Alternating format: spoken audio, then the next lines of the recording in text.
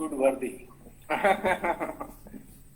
We should be meeting in Mohinder in JNU. We are meeting online.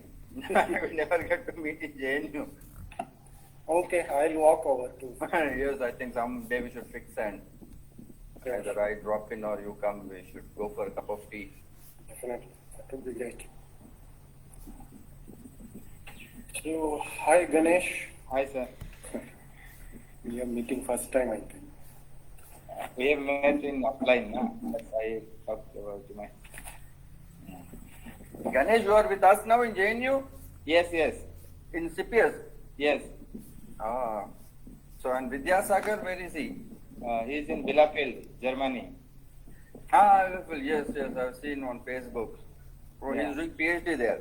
Yes. Hello, he's there. good evening, sir. You are Vidyasagar. Yes, Good sir. evening.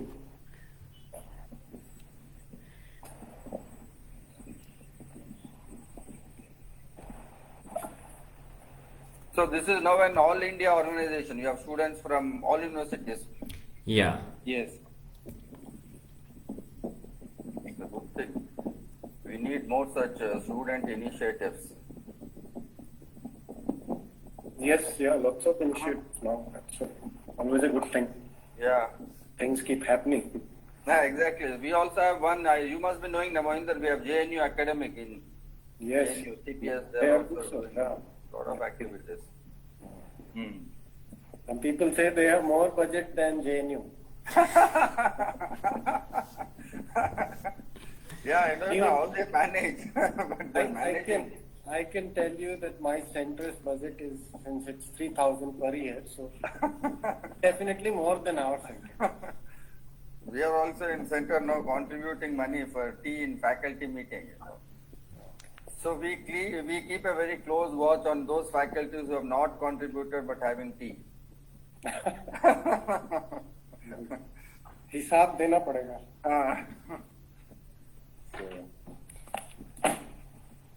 Shall we start? It's already 4:04. Yeah. Okay. So,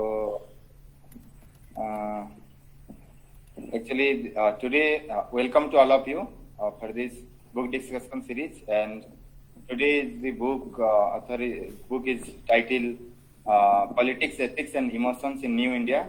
And today, with us, the author of the book, Dr. Ajay Gudavarthy, and Dr. Mohinder Singh, who will be chair of this today's session, and Sanjana with us, who will be discussant of this session. So, Sanjana is pursuing her PhD from the Center for Political Studies, JNU. Her research focuses on right-wing politics in Karnataka and its interaction with caste, linguistic, and regional identities. Her research interests vary from Indian politics, right-wing mobilization in India, cultural studies, women's studies, cinema, and representation. So I would now to request Sanjana to introduce the speaker and about the organization of the speaking from margin. Okay, over to you, Sanjana. Okay, Sanjana, before you start, there are a couple of friends, from Edinburgh and other places trying to join, but they said nobody is letting them in. Okay, You are the guest? You are the yes, host? yes, I am. Ganesh. Yeah. Please. Okay, thanks. Should I begin? Should we wait for them, sir? No, I think you can, Go I ahead. don't know. I You can begin? I think you can begin. Yeah. Thank you, Ganesh, for that welcome. Also, I welcome you all on behalf of Speaking from Margin. Speaking from Margin is an academic platform for research scholars, socio-political activists, and students to engage with contemporary discourses in social sciences. It attempts to build academic solidarities for achieving social justice in higher education. We use this space to build solidarity among researchers from various marginal locations to engage with evolving knowledge paradigms within social sciences.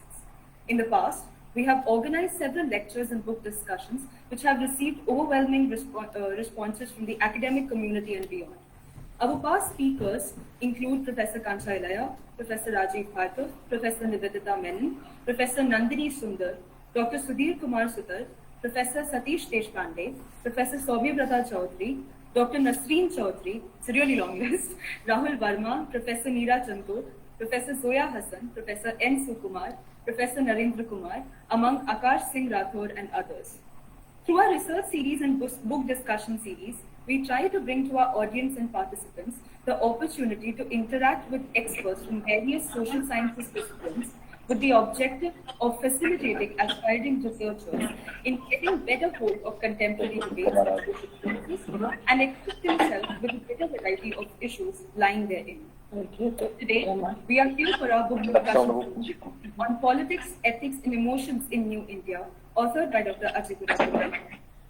The book traces the consolidation of the right in India post-2019 and highlights the reasons for its electoral success, with a focus on the interplay between ethics and emotions, such as fear, anxiety, guilt, shame, anger, hatred, betrayal, and violence. And at the same time, it also traces the changing dynamics in the way we think about politics and analyzes the failure of liberal democratic institutions to make space for emotions. Yes, Sanjan, I think, yeah. Yes, Motivation. silence, yeah. There was some disturbance. Yeah, please go ahead. Yeah. Professor Ajay Gudavarthy is an associate professor at the Center for Political Studies, Jawaharlal Nehru University, New Delhi. Prior to teaching at JNU, he also taught at the National Law School, Bangalore. In 2008, he was Charles Wallace Visiting Fellow, the School of Oriental and African Studies, London. He was a visiting fellow at Goldsmith College, University of London in 2010, and visiting faculty at the Center for Human Rights, University of Hyderabad in 2011. He had been a visiting fellow at the Center for Citizenship, Civil Society and Rule of Law, University of Aberdeen in 2012, and also was a visiting fellow at the Center for Modern South Asian Studies, Tübingen University, Germany in 2015. His previous publications include Politics of Post-Civil Society, Contemporary History of Political Movements in India, Maoism, Democracy and Globalisation, Cross-Currents in Indian Politics, Secular Sectarianism, Limits of Subaltern Politics, and India After Modi, Populism and the Right. We welcome you, sir. The discussion will be chaired by Professor Mohinder Singh, who teaches political thought at the Center for Comparative Politics and Political Theory, School of International Studies, Jawaharlal Nehru University. His main field of research is history of political thought in modern India. For the last few years, his research has been on studying Hindi as the language of political discourse in late 19th and early 20th century North India, with the main focus being on social and political concepts. We welcome you, sir. The format of the book discussion is as follows. The chair will introduce the author, after which the author will be given around 30 to 40 minutes to discuss the book, followed by the book discussant's comments and observations, then followed by the chair will offer their valuable comments, and then open the session for Q&A for about 20 to 25 minutes. So without further ado, I'd like to invite the chair to invite Professor Gudavarthy. Thank you, Sanjana, and I thank Speaking from Margin for organizing this wonderful event and for inviting me to chair this session. And I congratulate, first of all, Dr. Ajay Gudavarthy for his publication of his book, Politics, Ethics and Emotions in New India. I think I have just begun to read this book, so I won't have to comments to make. I'll ask a few questions, but just to open up the discussion for some comments and other students to participants to follow. But I'm delighted to chair this session because this is such an important topic, and this study of politics via a focus on emotions is absolutely an urgent sort of in political analysis. I myself am teaching an optional paper to PhD students for a couple of years. It's called Theorizing Politics Beyond the Rational. And we try to understand how to use analytical tools as well as to analyzing politics that go beyond the overemphasis on the rationalist dimension or cognitive dimension of politics, that has been the case in political science and political theory, both in the normative political theory as well as in the analytical political science, including comparative politics and also the study of Indian politics. So that's so in a way addresses this imbalance and brings out his own analysis to from this perspective to actually show some of the dimensions of politics which are so important and plays as an important role, but they are missed out in the conventional forms of analysis. And he rightly says that 21st century actually shifts the attention to the study of emotions. He calls it century of emotion. That's interesting. But another thing is that the opposition, I think reason, the reason emotion opposition can be, there is a danger that it can be misunderstood that we are trying to leave behind the rational dimension of reasoning politics. That is not, neither it is necessary nor it is the case in actual politics. As again, Gudavarthy clearly has a perspective which tries to see the working of these two dimensions of politics together, and there is no necessary sort of position there. In fact, it actually invites the reader to actually think of the reason now in a new manner. How does it actually operate? And in fact, the focus on emotion actually opens up the new understanding of reason itself, which is so important, because we think that we know sufficiently about reason, but that may not be the case, and we need to really open up that question as well. Now, the second dimension. So this is so in his study as well as other studies on emotions, like including history of emotions, sociology of emotions, and now the critical analysis of emotions. What we see is one is that this set of emotion concepts that are used by the analyst, or in the discursive concepts that are at play in the field itself, right? In the text or in speeches, or used by common people, political actors, politicians, public intellectuals, all that. So that's a study of those is a one kind of study, but there are other, sets of issues, other sets of forces, you might call them, which are at play, but not, coming into view only through the analysis of the main concepts in the field, like the passion, things like enthusiasm, things like anxiety, or what Gudavarthy calls negative emotions, or cynicism, cynical electorate. So many interesting concepts he brings to the fore. So that's one. Second issue I want to point out, and that may be more implicit in Ajay's book rather than made explicit, but it's there nevertheless, which is that we understand politics mostly as a contest of forces, actors, parties, groups, and of course political subjects or social forces, whichever way you understand. And that contest itself is, it involves a play of both rational arguments as well as emotions and passions. But beyond the contestation in the field of politics, which is what field of politics is all about, disagreement, contestation, there is also something which is assumed in the politics, at least within a nation state, which is the unity dimension of politics, where what is assumed is that there is a shared we are disagreeing, we are contesting, but we also share a common ground. So that actually is very interesting, dimension of politics to understand, but that's not often coming into focus. Why that is important is because one is that there is no politics without Maoism. That's the foundational dimension, or what we sometimes call the political, as different from politics in terms of detail. But also because it's not very clear, whether that dimension of the foundation of a collectivity or a political community, how do we understand that? Is it purely affective? Is it rational? Is it irrational or non-rational?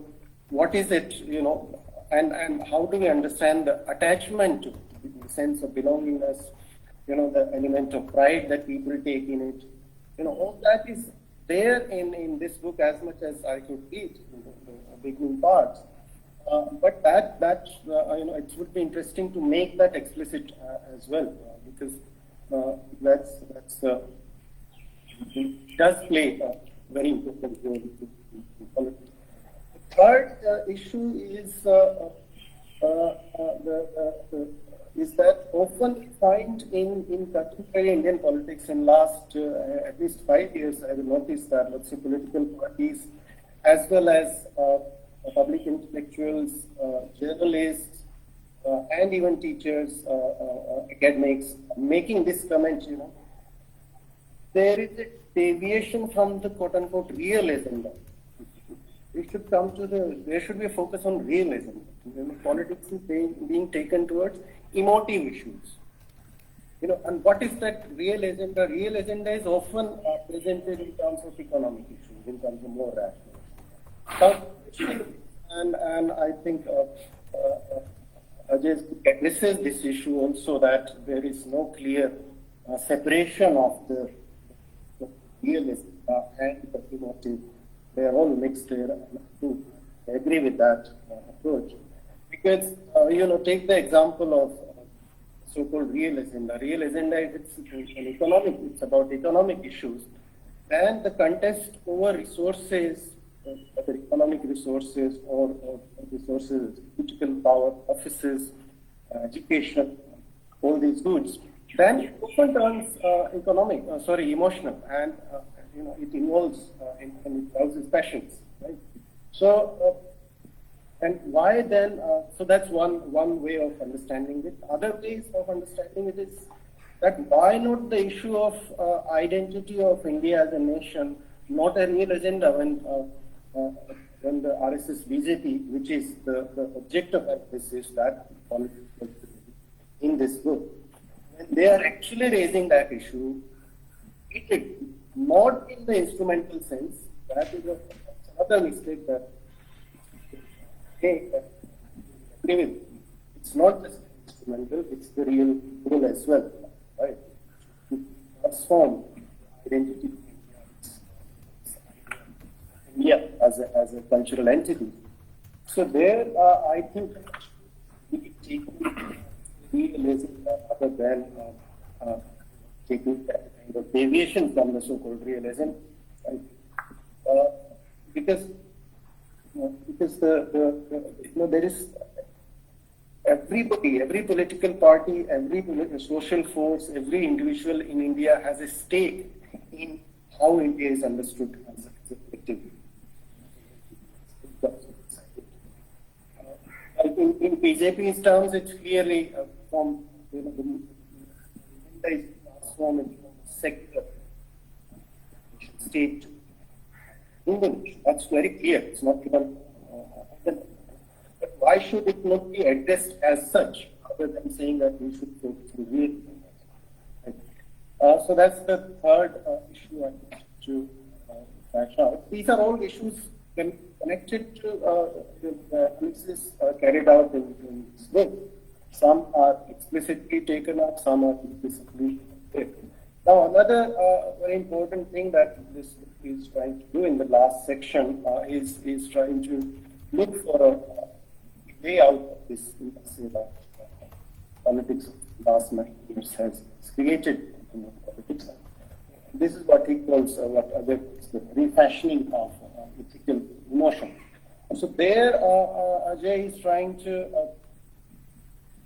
think of a possibility of a new politics in terms of, again, a combination of both a new new sort of secular, rational, imaginary, of course, which is also egalitarian, but where he's inviting, different political groups, different stakeholders, social forces, to rethink this question of emotions as well, and take it seriously, because the question of solidarity, compassion, care, one could build a politics around these emotions without giving up on the egalitarian and so this is what I could actually understand, and I could relate to some of the issues raised in this book. The interest in the question of emotions in politics and analysis of politics from these non-rational perspectives, which are so important. Now, I'll stop here. I have a couple of questions directly in the form of questions. I'll raise if I get time. Otherwise, now I go to Ajay and invite him to. Okay, thanks, Mohinder. To us in next 20 minutes should be okay?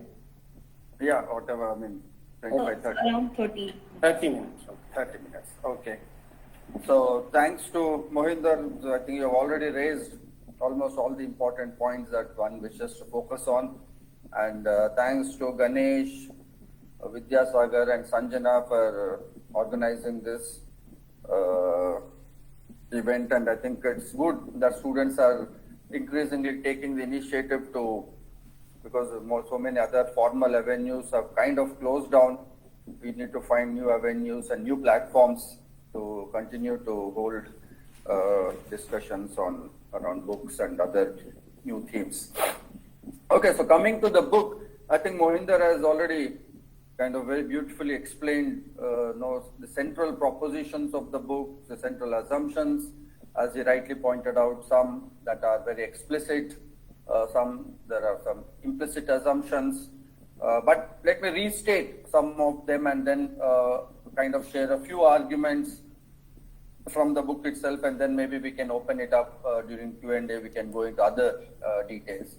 So one big question obviously was, what Mohinder called the rational, if you actually break it down, which would broadly mean that Indian politics everywhere else too, also in much of Western political theory and our own writings on Indian politics in the last 3 or 4 decades, broadly focused on when they talk about politics, when they talk about political mobilization, they mostly seem to focus on question of interest, resources, strategy, power, so on and so forth. These are undoubtedly important issues because they are directly or indirectly linked to the question of social structure, the question of class, caste, gender, so on and so forth. So these, as we know, that social structure and social identities produced around given social structures play an important and a very pivotal role in all kinds of political mobilizations, whether it's democratic or otherwise. But going beyond that even if one assumes social structure to be an important mode and method of approaching politics, there is this other dimension beyond question of interest, strategy and resources. That's the question of solidarity, the question of affinity, the question of shared ethos, the question of culture, which also therefore includes the affective turn and the question of ethics, lay normativity, everyday values. So my interest obviously emerging from observing Indian politics closely, at least in the last 1 decade, has been that I think there is a more explicit mobilization. All these factors that I've referred to, I think have always been part of political mobilization. It's only that social scientists have not really taken a keen interest in terms of these issues, and we have more or less, my own work, for instance, my book on politics of post-civil society focuses on studying questions of solidarity, but more through social structure. Social structural positions, how do they end up producing solidarity? But increasingly, we have come to realize that these are mediated processes. These are not either or process. This is not something about subjective, objective, the old Marxist mold in which we have framed this question. But emotions and ethics are like a medium. They mediate. They are always present. They are not exclusively present. So culture is never exclusively deterministic, and that's what I think is a problem with much of the one could say cultural studies or culturalism that kind of came as a response to the earlier economism, that we only seem to think only through the lens of certain kind of an absolute autonomy to culturalism, imagination, so on and so forth. But there is something in between that's more complex, that's more important to recognize, is that while social structures play their role in terms of the kinds of inequalities, for instance, the kind of inequalities neoliberalism would produce, has a structural logic to it. But that is then mediated, that there is no immediate political subjectivity that kind of directly emerges out of those structural processes. But those are heavily mediated through symbolism, through performance, through narrative, and by and large, what we would club all of this together and say by culture in a very, very big way. And there are interesting clues to this even in critical theory. The critical theory that's considered to be neo-Marxist, that's considered to be very much materialist, that is considered to hang on to social structural analysis. This is not mutually exclusive. For instance, Axel Honneth raises very important questions when he says that question of poverty or question of material deprivation becomes a question of justice only when it enters a moral field or a discursive moral field. That when people begin to experience poverty through questions of dignity, through questions of mutual obligation, humiliation, questions of recognition, self-respect, that is when poverty becomes, material deprivation becomes a question of justice. Not that material deprivation in itself. So a good contrast could be like Gandhi's voluntary poverty, that Gandhi also suffered from quote unquote poverty. So it's a kind of a voluntary poverty, but we do not necessarily think that is a question of injustice or question of luck, or contingency. So Honneth makes a very interesting point that there has to be an intentional moral injury that is caused for certain forms of deprivation to become questions of justice. So how do they become is that when people begin to experience and evaluate them through cultural and everyday normativity, through ethics, through values, and so on and so forth. Therefore, culture, I also therefore use in the book in the broader sense that there is also a question of solidarity, therefore also brings forth culture as a meaning-making exercise. I think human beings are intensely engaged in the idea of meaning-making. That we are almost obsessed that we want to know the meaning. There's a process of signification that is continuously at work in our everyday lives. Also in sense of in the mutual obligations that we have. And therefore culture I use in modern complex societies, this meaning-making exercise, since they are complex, they are socially differentiated. This is where I draw from cultural sociologist Jeffrey Alexander's work, who argues that pre-modern simpler form of societies had a more compact way of making shared meanings, generating, where everybody would understand things very easily. But in modern complex society, with the kind of massive social differentiation we have between rural, urban, regional, linguistic, caste, class, gender, ethnic, micro-identities, with the proliferation of micro-identities, you cannot have possibly a shared meaning quickly emerge from these given positions. So shared meaning has to be generated. Shared meaning has to be generated, he would argue, through performance and narrative. And shared meaning is always very contextual, temporary. It can quickly be replaced and displaced by other counter performances and other counter narratives.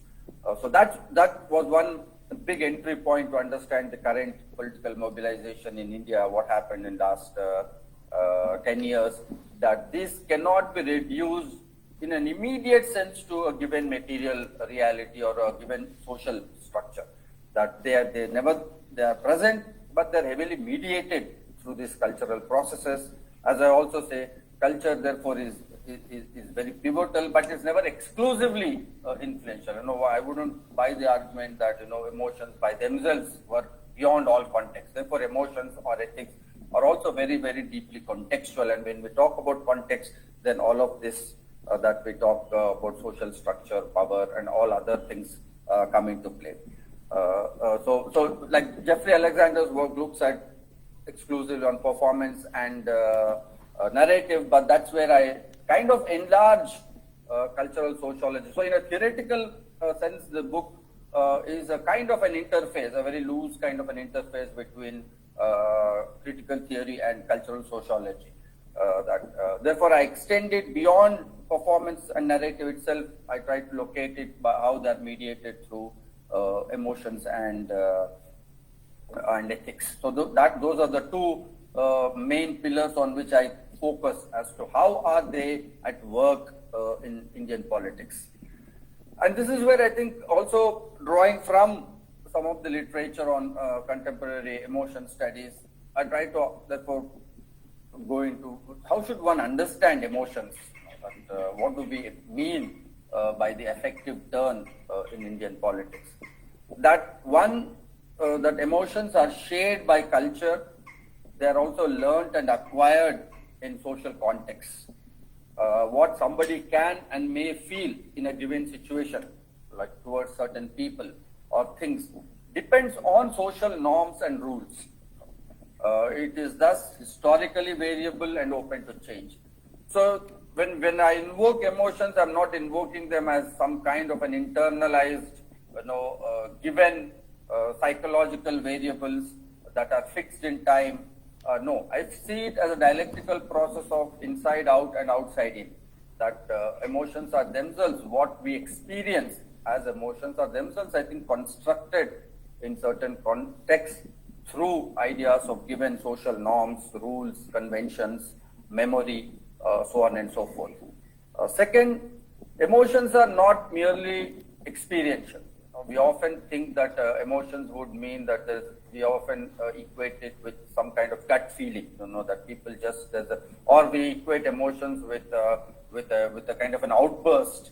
Earlier, literature on mob and crowd would often think that when a mob or crowd, there's a kind of an open outburst, then there is no reasoning, there is no interest, there is no thought, there is no reflexivity involved. But I think emotions are not merely experiential, but I think they have an explanatory power. Because I think emotions are also evaluated. When people also analyze, make sense of social reality around them, people make sense of meaning of things around them, what we call social reality, through the affective dimension. So it sheds, when you look at emotions as being evaluative, as holding some kind of an explanatory power, then I think we can shed new light on classical questions of political regimes, governance, participation, mobilization, and violence. One could refer to these as some kind of emotional commitments, that people take emotional commitments very seriously. Therefore, there is a laterality to the process. It's not power, it's not merely vertical in terms of power, in terms of top-down strategy, and so on and so forth. But people also look at each other, differentiated identities are also strike an equivalence through alternative notions of solidarity and commonality. In that, I think emotions play an important role, and therefore we need to revisit the classical questions of, as I said, mobilization and political regimes through the affective dimension. Third, I think emotions, which is very clear, I think now that emotions have a power to mobilize. They have an exemplary power to mobilize larger collectives, reflect making a connection between observed grievance and one's emotional response. Therefore, I think cultural trauma is a collective construct of emotion. Like the current regime, the quick example that comes to my mind is the current regime's invoking of the partition memory. That not that any one of us have witnessed it, not that any one of us know any details of that, but certain trauma can be collectively constructed. Therefore, I think emotions are the underbelly of collective mobilization. Therefore, we need to raise the two-way question that what do emotions do to political mobilizations and what do political mobilizations do to emotion. I think there is some of the recent literature on emotions and political mobilization which frame these kinds of very useful questions. Fifth, I think, as Mohinder has put it, the question of the non-reason, which is not, again, which we are not talking merely replacing reason with emotions or ethics.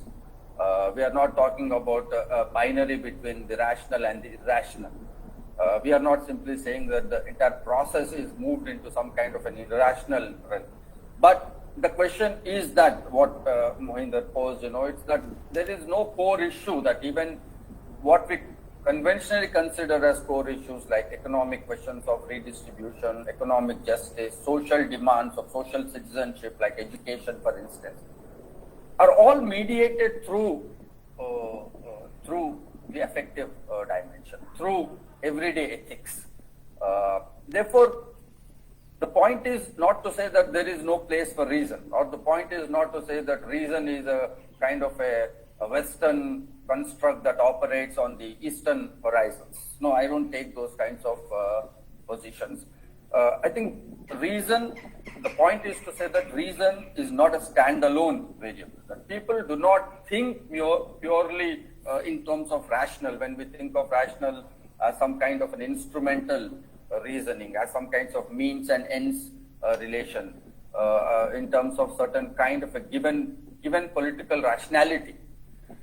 I think we need to mix that. Yes, all of that also works. There's no doubt in that. But all of that works along with the affective. Therefore, the play is between how to map the shifts that occur between reason and motivations. That people do not operate strictly through rational frames. No, not even strictly through question of interest, not even strictly through question of self-interest. But I think there's a huge play of motivations. What motivates people into doing things beyond exclusive focus on interest and resources?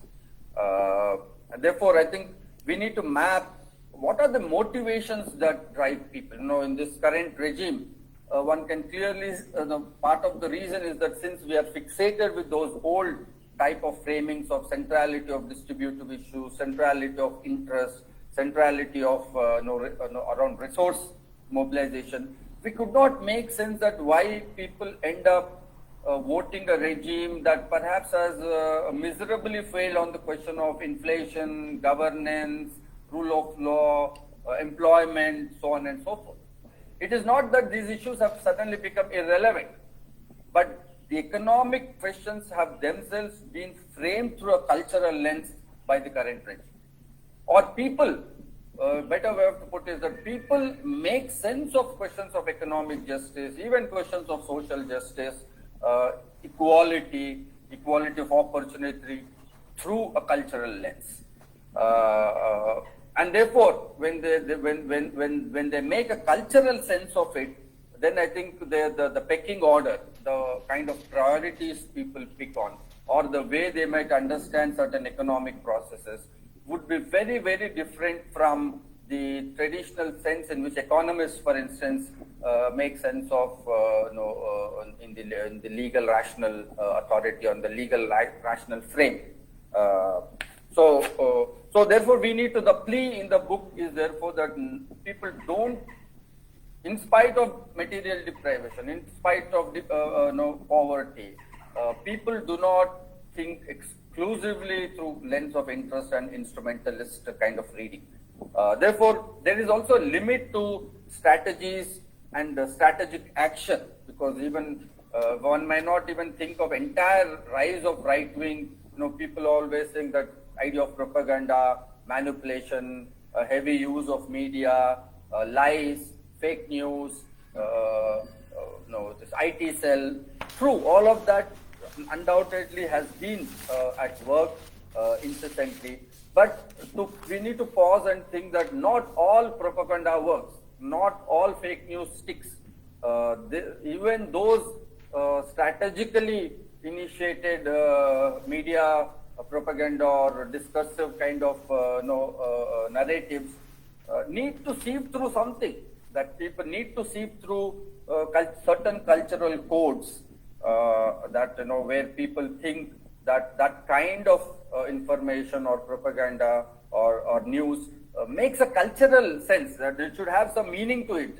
If it not everything can just be generated and propagated and people start believing. And therefore, I think the basic rule that one should not forget, whatever regime is elected, that democracy is based on the idea that people make sensible decisions out of some meaning-making reasoning, which is, of course, Marx makes a very interesting comment that the reason is always at work, but he somewhere says that reason is not always necessarily reasonable.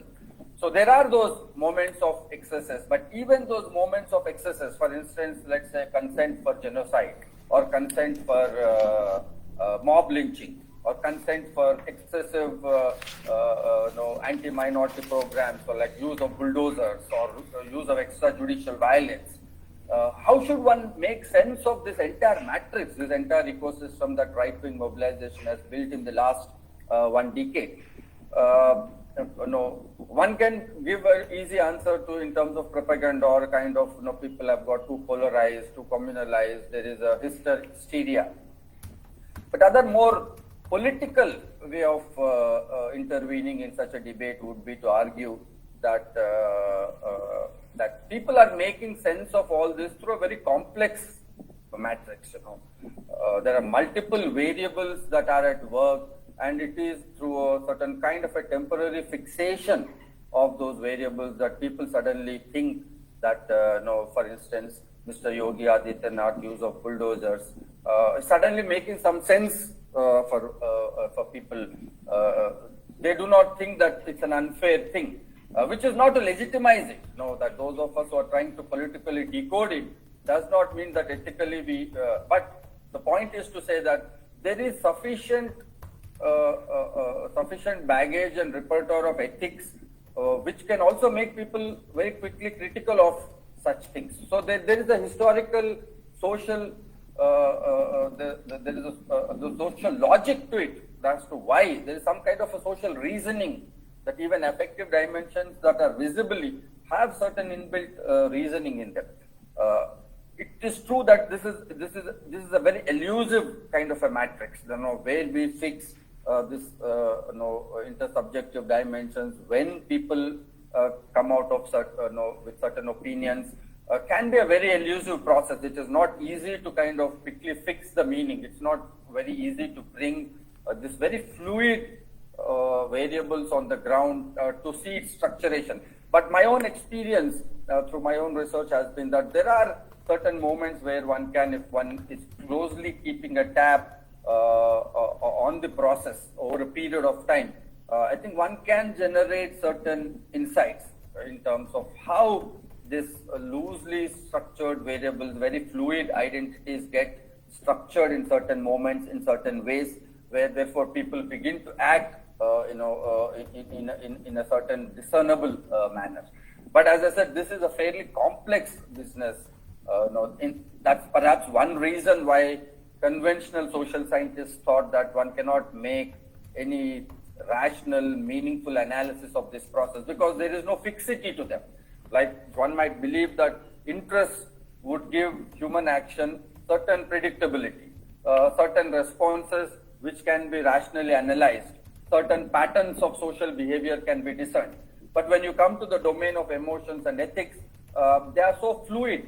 What sociologists like Andrew Sayer say, that question of lay normativity, it is so contextual that it looks from a distance as if there is no discernible pattern to them. That's why we think studying something beyond reason is so very complex that you think that there can be no meaningful way of socially or politically analyzing it.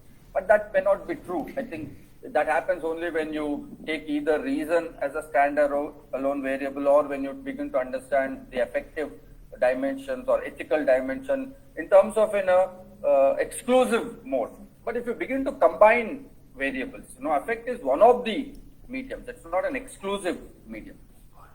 Then you realize that that there is a pattern, there is a method to this madness, that people have a certain evolved method in which, and you can also see that when those variables kind of shift the focus or shift the emphasis, then you can see the pattern can be very different. Like, for instance, the recent results in Karnataka, that if we had declared India to be completely communally polarized, it's all masculine, it's all majoritarian, and we had kind of an historical analysis of it, then how does one explain Karnataka? Therefore, and this kind of a swing that happens, this kind of an oscillation that happens, can I think be made a better sense, a more microscopic analysis is possible when you take a more micrological view of how subjective dimensions is operated. So that's the broad theoretical pegging behind this entire project of studying Indian politics, inviting others to study Indian politics through certain kind of a centrality to emotions and ethics. In terms of the book itself, therefore I go into different narratives. We'll obviously not have the time to get into all the details, but broadly the argument is that this regime has kind of framed even economic and social questions through the cultural, emotive and ethical framing. And that has worked. And I think people have responded to it. People have lent their social consent to it. Therefore, we need to take that dimension seriously and not think of it merely as some kind of a manipulation, some kind of a strategization. It might be true that right itself has a very strategic, a very modernist, high modernist. Therefore, right is a very high modernist. Their own attitude to culture is highly instrumentalized. That might be true. But we need to make that distinction between how people act and perceive things from the way right strategizes. Therefore, right in the beginning, in the introduction, I make a distinction between ethics and morality. That what people have in their everyday life is lay normativity or everyday ethics. They operate alongside many other things, alongside interests, alongside pragmatism, alongside even consent for violence. But what right has is a very structured morality, a very strict distinction between right and wrong, and a certain kind of a structured imagination of social hierarchies, such an idea of natural, social being mapped into the natural, so on and so forth. Therefore, we need to upfront make a distinction between people's everyday ethics and the rigid, strategized, hierarchical morality of the right-wing mobilization. And therefore, one of the assumptions I make in the book is that, therefore, people's everyday ethical and emotional lens at certain point might converge with what right is doing. For instance, when right makes a narrative of Sabka Saath, Sabka Vikas, or when right talks about a certain civilizational ethos, or when right talks about the long duty historical belonging of this place, when right talks about certain centrality to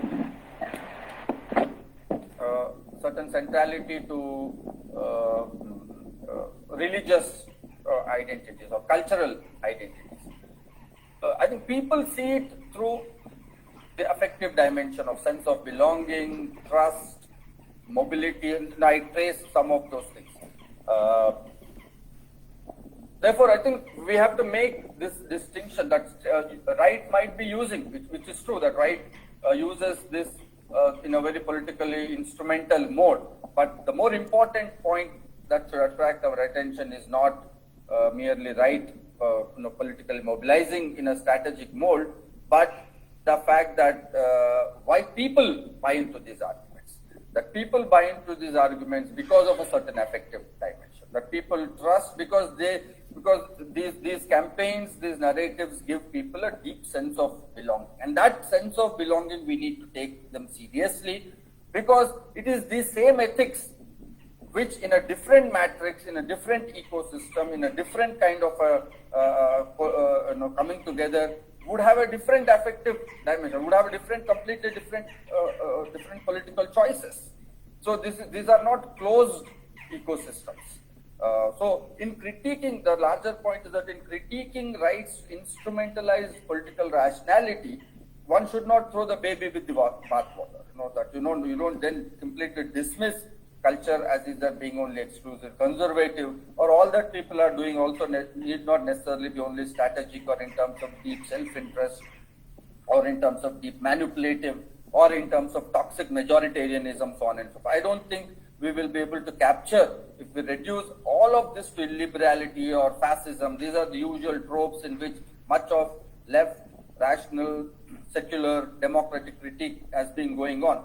But my plea in the book has been that instead of jumping to that kind of a moral critique of the right, we might be better off in paying closer attention to what is allowing people, what is lending people their support, that why people are enjoying this kind of feeling, a deep sense of security or deep sense of belonging. I think it's those things that I try to focus on in terms of therefore provide an alternative explanation. Similarly, I also talk about different kinds of policies. If you look at the right-wing political mobilization, whether it is Swachh Bharat Abhiyan, whether it is the demonetization, whether it is now more recently the national education policy, whether it is the Atmanirbhar campaign, whether it is the earlier Sabka Saath Sabka Vikas, or more recently the EWS scheme. I will not go into the details since we don't have the time. But all of these policies are pegged into some kind of an understanding that right has on everyday ethics.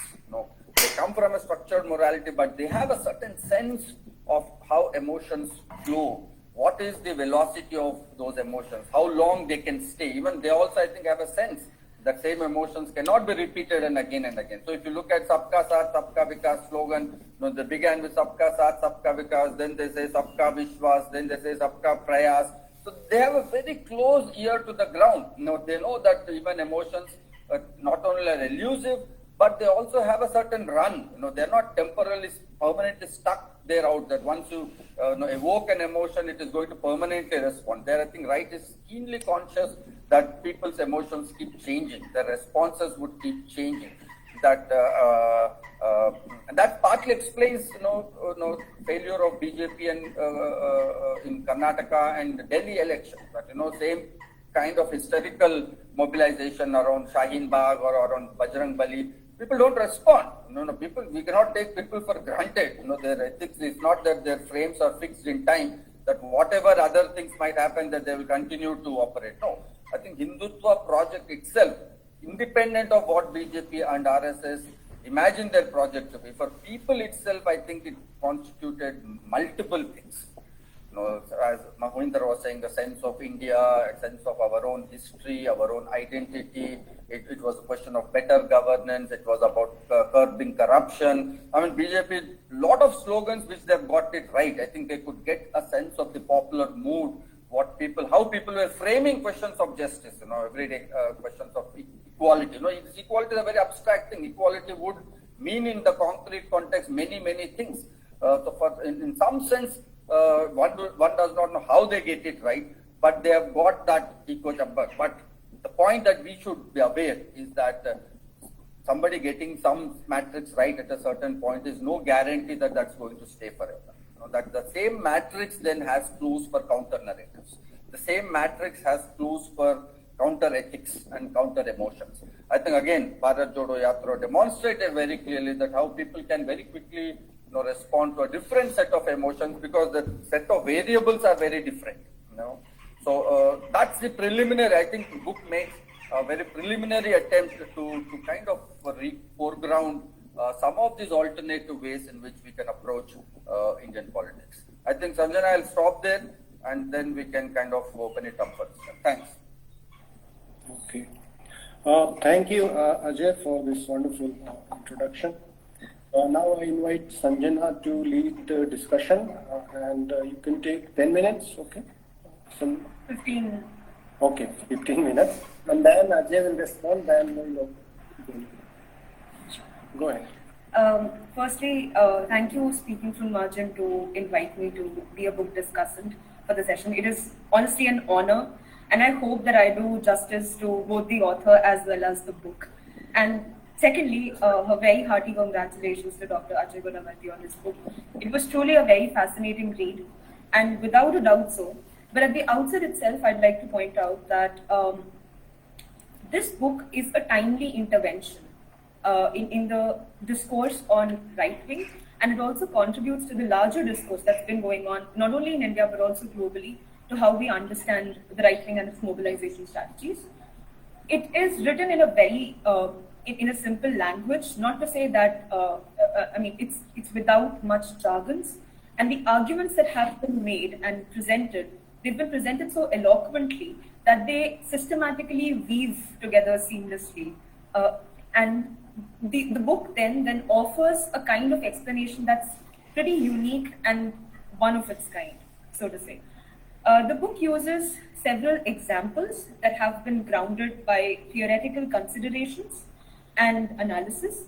It also points to events that one reads in daily newspapers, so it becomes easy to sort of have multiple examples in order to understand the larger theoretical background through which Professor Gudavarthy is arguing and making a case for having emotions at the center of understanding the Indian right. It also points out the policies that have been used by the government and also certain personal anecdotes. What this does is that it, throughout the book, and thoroughly so, engages the reader with the author. And this constant engagement also prompts the reader to think along the lines of the author and also probably raise questions that come with regards to Indian right. This book, as Professor Gudavarthy has mentioned, is a sequel to his previous work, India After Modi, which deals with how the right came to power, whereas this book, Politics, Ethics and Emotions in New India, discusses about what happens after they have come to power. And therefore, there is a certain continuity in the way he is arguing in the first book and then this. And this effortless flow is supported by the fact that the aim of the book is, as he has stated in the book, that it is about understanding the emotions that are specifically used by the right wing to mobilize, and also to understand how do they mobilize it. But the book also goes a step further to ask whether those who oppose the right wing are also able to appeal to the emotions in a similar fashion. This brings to the front 2 points that I think are essential for the discussion. A, that emotions are central to our understanding of Indian politics, and also that culture is rather strongly brought into the discourse in understanding Indian politics. Secondly, that emotions are readily available and within a certain cultural background, and it allows us to making sense, as Professor Gudavarthy has already mentioned. So emotions then are readily available, but also that they are of different kinds. So A, there is a positive emotion, and also that there are a set of negative emotions. The right largely uses negative emotions such as fear, anxiety, hatred, but there's also the scope for using positive emotions, which is that of love, compassion, harmony, coexistence, which can be used to provide an alternative narrative to the way the right has been shaping the public sentiments. Firstly, to begin with more concrete comments on the book, is the primary question that Professor Gudavarthy is dealing with is that how the right mobilizes emotions and its connection to everyday ethics. And then the connection of everyday ethics to structured morality. So this conceptual distinction that he makes in the very beginning of the book between ethics and morality, morality being fixed, rigid and hierarchical, whereas ethics on the other hand being flexible, open and the one that helps in making sense of everyday life. The right is able to communicate its normative vision and ideas of ethics through the symbolism, which are mediated by media and information flow. This is why emotions become extremely important, the background of how they also shape the cultural life. And honestly, while reading this, it also gives a certain sense of how there is to be found hope in dystopian times, which is to say that there are these cultural codes that can be used by those who want to offer an alternative narrative as well, that I've already mentioned. But also that there is a certain moral fungibility at that Professor Gudavarthy has used in the book, and I would like an explanation probably on that, because that was a little, I had certain doubts on that. But also that given that public ethics are shapeable, are moldable, are flexible, there is a possibility through this counter narrative, probably on positive emotions, that we can shape public ethics. So there's hope in dystopian times. The primary question then that Sir is arguing in the book is that what should be this narrative? So if there is a talk on alternative narrative, what should be this narrative, and how this narrative can be made effective and be communicated to the audience? Secondly, I would also talk about the parts of the book, which was very fascinating to me, which is that the book is obviously divided into 3 parts. It includes politics, economy, ethics, and emotions, and the concept of New India. So these different dimensions of ethics, politics, and emotions, neatly looking at how they're interacting with each other to form this set of emotions that are operating in New India. And each part of the book, which includes chapters on various issues, though these issues at first seem extremely diverse, for instance, urban Naxalism, media and false news, policy and institutions, Kashmir and aftermath of its abrogation, Muslim and Dalit Bahujan politics, all of these read very different. But the credit to the author is that he has been able to sort of put them all together and give the theoretical framework of emotions in order to understand how the right wing is operating, and also sort of giving a basis or a unity in this very chaotic understanding of sequence of events that have been going on for almost a decade. The other point that I also wanted to make was that the title of the chapters, which is, let's say, urban Naxalism or media and false news and policy and institutions, these chapters are issues in themselves, and the title of the chapters are then supplemented with a subtitle, which in the part 1 at least consists of the emotions that underlie those issues. For instance, the chapter on mob lynching, he identifies guilt and shame as the particular emotions that underlie the particular issue in hand, or in urban Naxalism, it's fear and anxiety. And also, what I observed was that these emotions are paired together, which is to say that there's fear and anxiety, there's betrayal, self-hatred, and there's anxiety, anger, and hatred.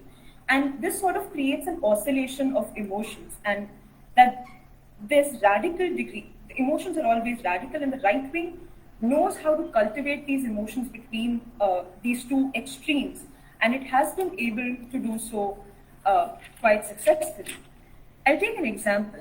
In the chapter on public morality, the author suggests that while anger is born out of legitimate aspirations that have been expressed as intolerance, which the right has systematically attempted to convert into a system of hatred. This brings one to consider the main strategy of the right wing that Professor Gudavarthy has completely exposed, is that it manipulates and heightens the social divisions and conflicts that exist within the society, and it heightens them to its own benefits. It exaggerates on how these issues are. And in doing so, one gets to wonder of how they can then address not only these social conflicts, but also the right that is exploiting these social conflicts and divisions. This is where the suggestion on internal reform is interesting to me.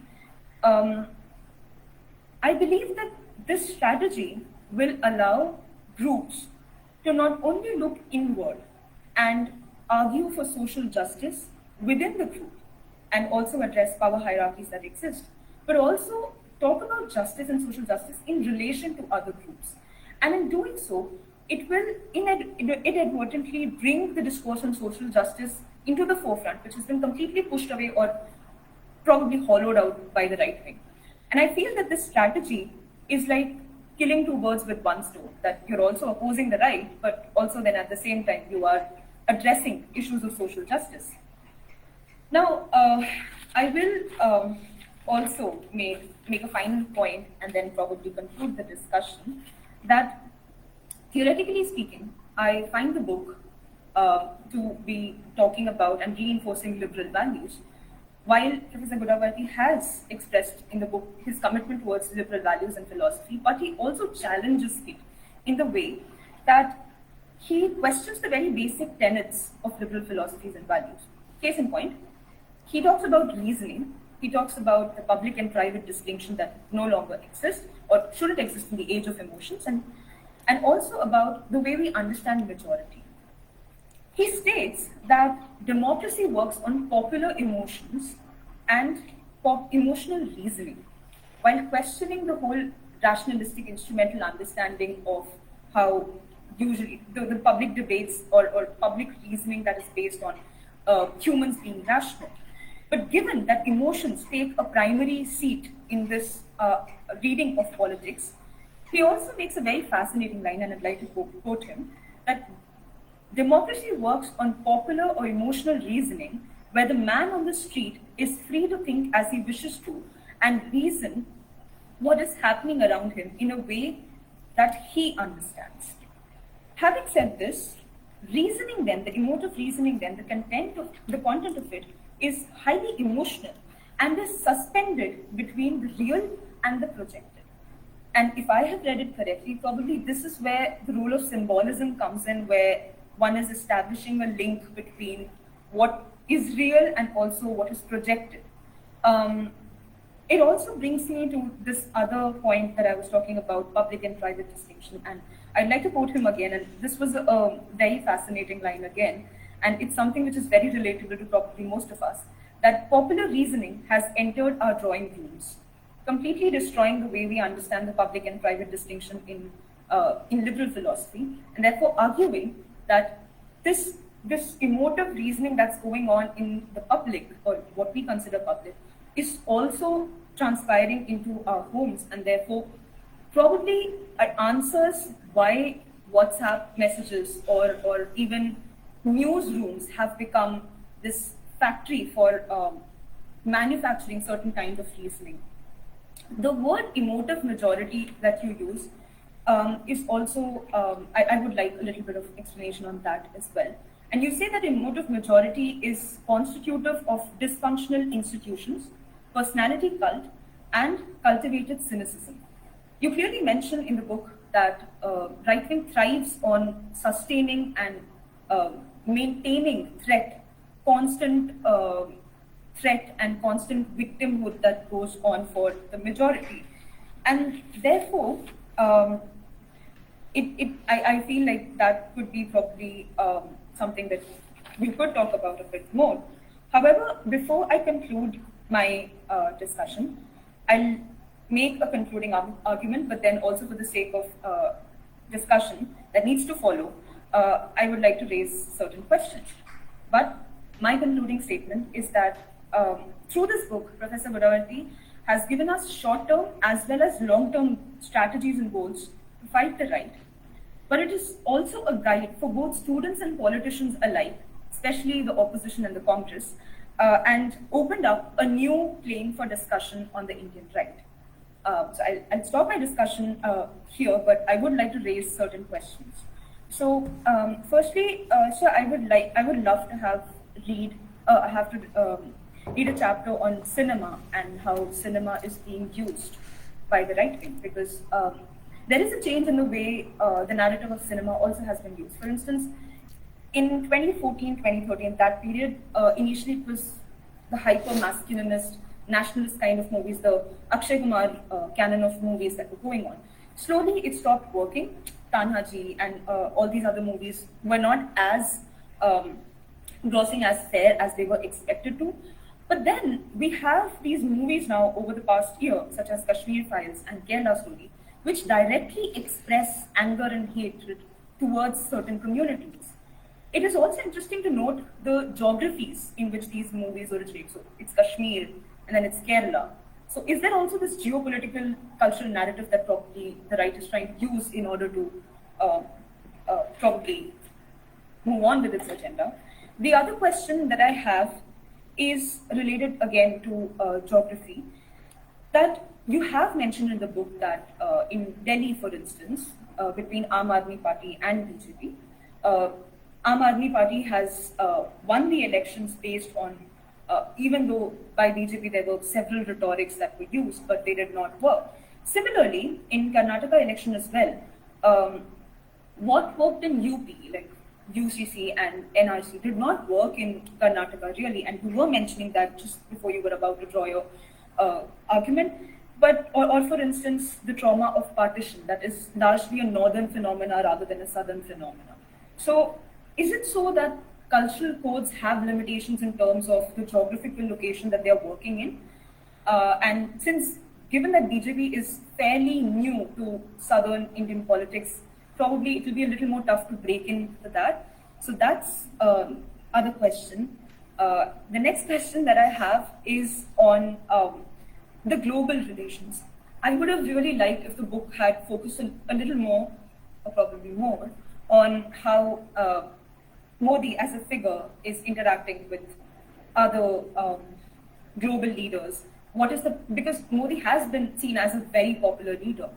However, we also see that in Australia, there's a BBC documentary screening, and then there are claims made against Modi where he's clearly accused of saying that India cannot be democratic and liberal democracies cannot be practiced in India where Hindu right wing is so popular. And so that, I believe, could be something that we could look at. Oh, by the way, I forgot to make the point when I was saying that there's a continuity in the argument and Modi brought that back up. It's also fascinating to note that while India After Modi is the previous book, the first chapter of the book begins with shifting images of Modi, which gives a certain conceptual layer to how we understand even Modi as a very highly popular and populist leader. So thank you for the book, sir. It's really, it engaged me as a student as well. And I hope to see your book in probably another year. Yeah, thank you. Thank you, Sanjana. Now, Ajay, would you like to take a couple of more questions or you want to respond first? Yeah, well, whichever way, I'm fine with. Maybe we can take a couple of questions and then we can come there back are questions to Sanjana and others. One or two questions. And Yeah. Okay, I think you start responding and then questions Might come in. Yeah. Okay, so yeah. You want Just to one announcement. How do we take questions? Yeah. The one who either you raise hand, there is a raise hand option, or write in the message box. Raise hand will be good. If they will speak, then it will be good, I think. Yeah, I think so. Interactive is always better than reading. Yes. So thanks, Sanjana, for this very close reading. You've given the book, and I think you have raised many of important issues, in your initial comments and some questions at the end.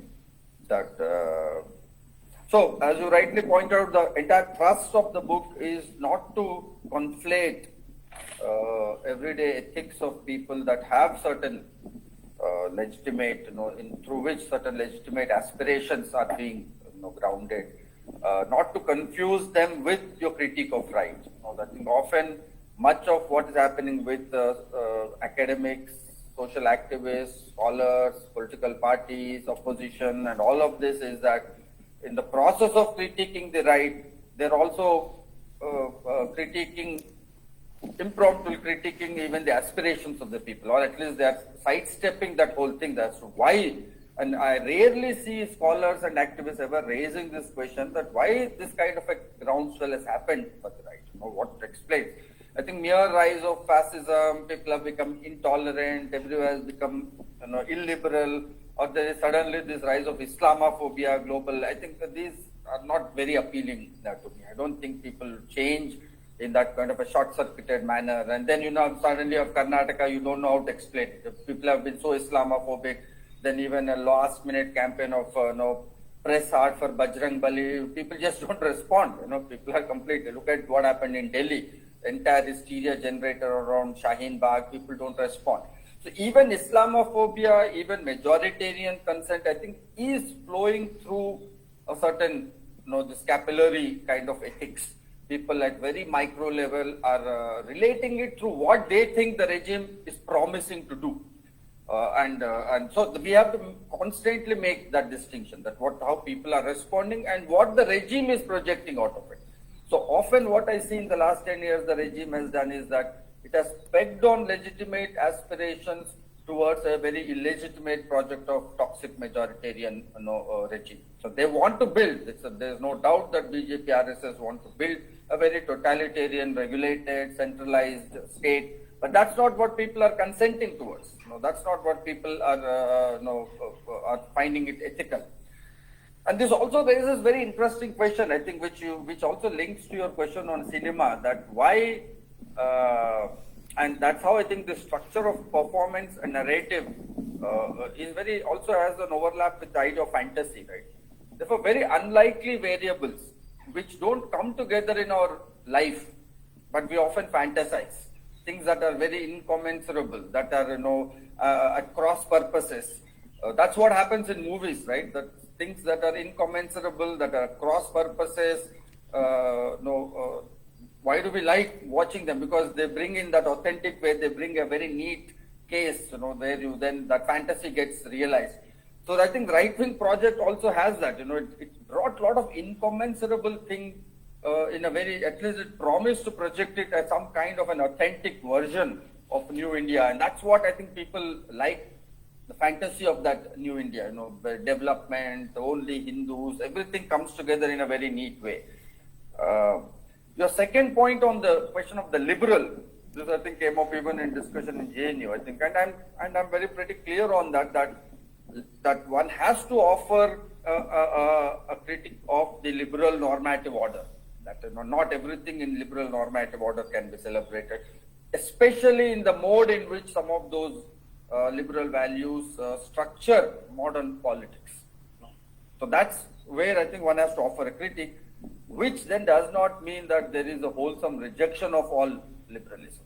That I think is often people flow to that extent. But I think I also see issues of moral worth, questions of autonomy, centrality of choice, issue of individuality, individual integrity of individual self. I think these are important liberal values which we need to protect. But the point we are making is that those liberal values need to be then plugged into a different kind of a matrix. Therefore, their social character, their ethical character will be very different from the way it has been imagined under liberalism. So that's in terms of the question of cinema. I've already partly addressed. I'm also intrigued by this whole sudden groundswell for Kashmir Files and what's the other one, Kerala Story. I watched the Kashmir Files, but not Kerala Story. A very badly made movie. I think also very boring. But people have liked it. So I get a sense more than the content of the movie. I think it is. It's more like in the order of pornography. The more you repress something, the more it becomes attractive. So I think these movies state something that we always said cannot be stated in public. That there has been a certain victimization and a certain genocidal violence against Hindus, which has been part of our popular memory since the time of Kashmiri Pandit's exodus in 1989. That there is this repeated violence. That narrative has stuck in popular memory. Goes back to partition, then to Kashmir, the massacres that have happened thereafter. But there was always this secular check that we cannot state it in public, along with the fact that veracity of some of this. For instance, Kashmiri Pandits, figures vary from 50 to like 50,000. Some claim there have been massive gang rape of women. So there is no evidence. There has not been a consistent study of this. So it has remained like a very sacred thing that one cannot state. I think the success of some of these movies, I feel, is more because they have managed to show something that we generally thought was not a done thing to say. So that I think the coming together of what was in part of your subconscious, what has been repressed in terms of your subconscious, I think is what becomes very attractive about these movies. It's not that people are consenting or that these movies are well-made movies. So I read the success of some of these movies very differently from what is being made out, because soon after Kashmir Files, just before Kerala Story, you've had the massive success of Pathan. How do you explain it? People, if they're responding, then Pathan had a Muslim protagonist, all protagonist character are Muslims. One is even ISI agent who is the protagonist is falling in love with, is part of Afghanistan. So I think we have to read them in a very layered and nuanced way. So that's where I'm saying the cultural codes, that you talked about, that's what is cultural code. That underlying sense of subconscious, it can shift both ways. What sense it will slip into at what point in time is elusive, but we can make some meaningful statement out of it. That why, as I said, that why same people who watch and enjoy Kerala Story can also go and dance. Perhaps they are the same guys who must have danced in Pathan movie theater. So people, the way they see, they don't see it in black and white, in the right and wrong in that strict sense. So one has to garner that ethical, contextual ethicality. For that, I think often our entry point has to be lateral in our analysis, rather than being vertical, that this is right and this is wrong, people stick to it. I think people make sense in a very lateral sense of something else. In a Pathan case, yesterday was with Outlook, we are trying to bring out, people said that it could just be that victimhood of Shah Rukh Khan. They felt that Shah Rukh is a figure above Muslimness. We don't know. These are the things that we need to really dig in. We often don't study in social science this kind of symbolism that works, which has an emotive dimension to it. About your global, yes, I think that's of some interest to me. That in this we are supposed to be editing an issue for Outlook. They have asked me to guest edit a special issue, and one of the issues I've suggested there is this global spectacle of Modi, visiting other countries, calling them by first name, hugging them, and all this, and people, what meaning they are making out of it. I mean, one thing that comes clearly is, I think, the colonial self that Ashish Nandi and others have written about. I think there is a deep sense of that colonial-induced diffidence. I think self-confidence is a big, scarce commodity in our society because of the kind of hierarchies we have been part of. So, and then you have this very strange tension in this this global spectacle. On one hand, it's a very colonized gratification of being treated as equal by whites. Now, on the other hand, you are claiming a Vishwa Guru status where you are superior to even the white. So this kind of, I think, good tension is what people are enjoying. That intensity of that tension is what I think is also part of why people are so hooked on to this kind of a global spectacle. Okay, any more questions? Yeah, Ganesh. Joyita, I'll come to you. Thank you, sir. Professor Gudavarthy, it's a pleasure to hear you. Sorry, I missed the first part because of some technical issues, but anyway, whatever I could listen, it is definitely fascinating and definitely would like to go through the book. But whatever I have gathered from the portion I actually heard from your mouth and also from the discussions, that is Sanjana, I definitely got a very fascinating view of your book.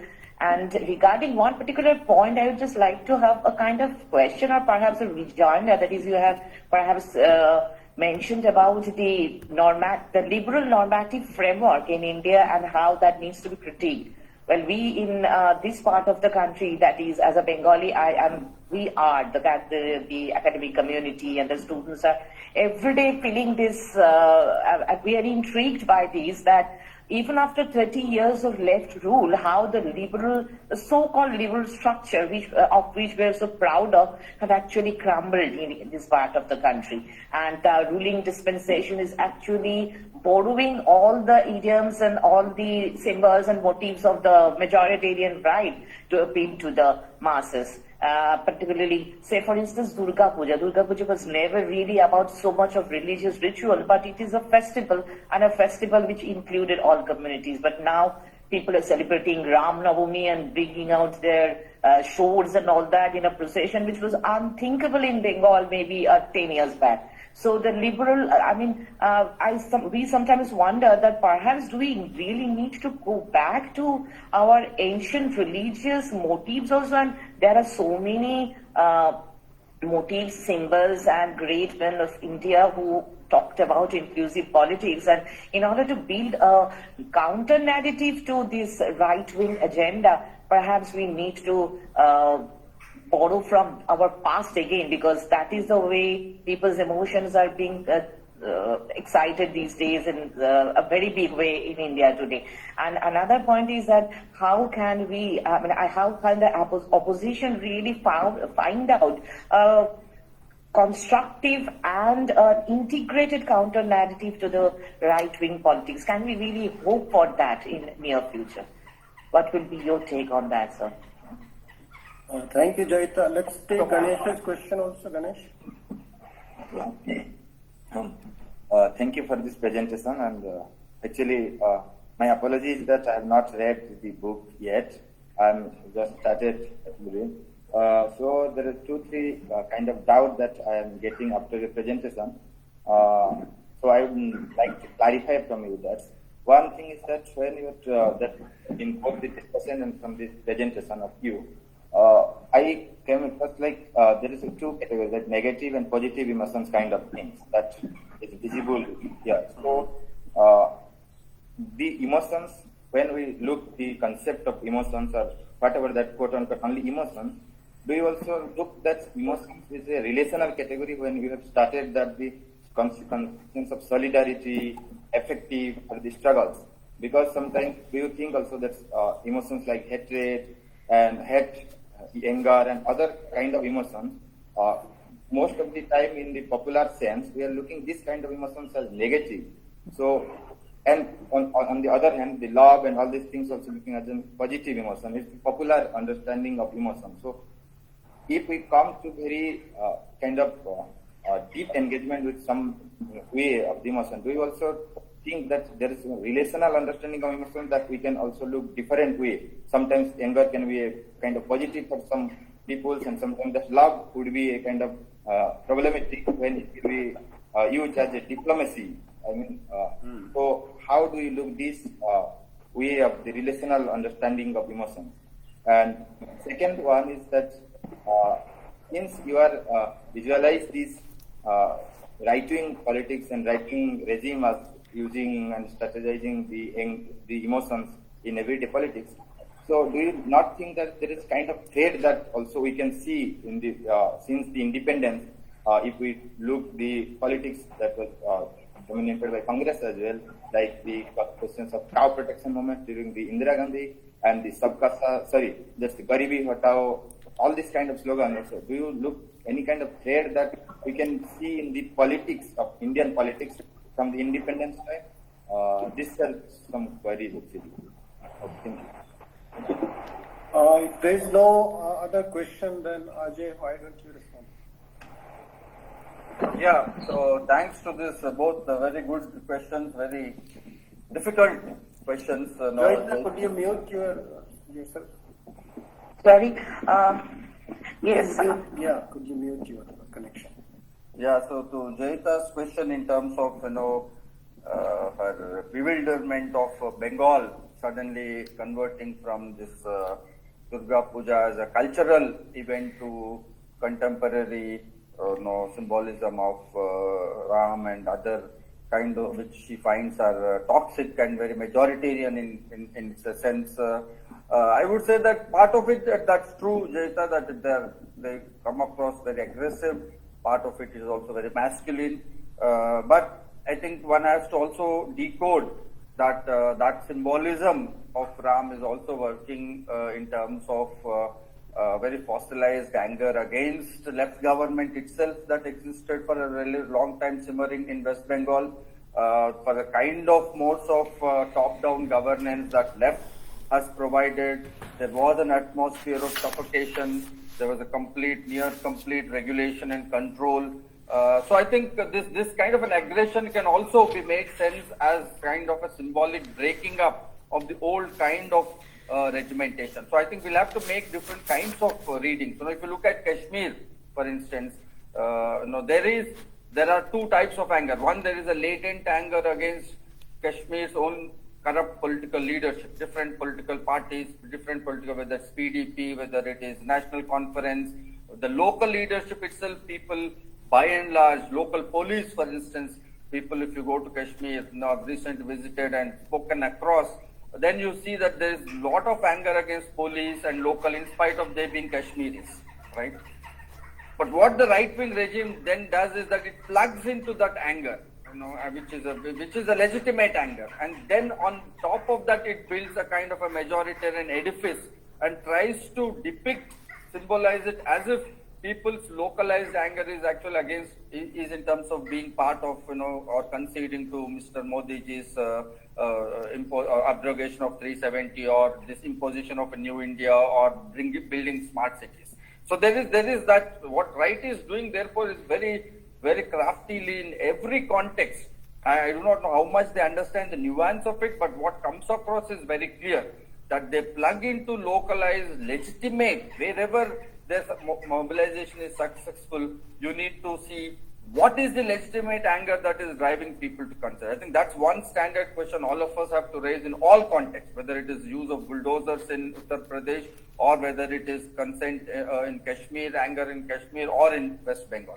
I think there is something legitimate. Therefore, this entire mobilization is also there is a lot of anti-systemic anger. If you look at this entire way BJP is treating opposition parties, sending ED, I think it plugs into a sense of a class anger against entire ruling elite. That, you want to club all ruling elite is corrupt, which is a common sense, a standard common sense in India. People think that all political parties are the same because in fact your economic policy is the same. So then BJP plugs into that anger, plugs into that common sense understanding, and then it actually depicts in a very graphic, symbolic, in a very effective manner. You see all ruling parties members are being ED being one way or the other, which like people then feel it's actually realization of their subconscious of their common sense. Yes, look, everybody is corrupt and BJP is after all of them.